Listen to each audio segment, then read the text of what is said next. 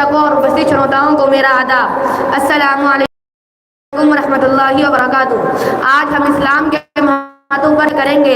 इस्लाम एक संपूर्ण जीवन शैली है, एक दिव्य धर्म जिसे अल्लाह ने मानवता का मार्गदर्शन प्रदान करने के लिए भेजा। पवित्र कुरान और पैगंबर मोहम्मद सल्लल्लाहु अलैहि वसल्लम की शिक्षाएं जिंदगी के हर पहलू में इस्लाम के महत्व को उजागर करती है। अल्लाह ताला कुरान में फरमाता है, निश्चय ही हमारे नज़र में धर्म केवल इस्लाम है। यह आयत स्पष्ट करती है कि अल्लाह की नज़र में केवल इस्लाम ही सच्चा धर्म है। इस्लाम केवल आस्थाओं का समूह नहीं है, बल्कि यह एक व्यापक प्रणाली है जो व्यक्ति, समाज और आर्थिक मामलों के हर पहलू में मार्गदर्शन प्रदान करता है। पैगंबर मोहम्मद सल्लल्लाहु अलैहि वसल्लम ने फरमाया, इस्लाम सर्वोपरि है, इस पर कोई अन्य चीज हावी नहीं हो सकती। यह हदीस इस बात को दर्शाती है कि इस्लाम हमेशा विजयी रहेगा।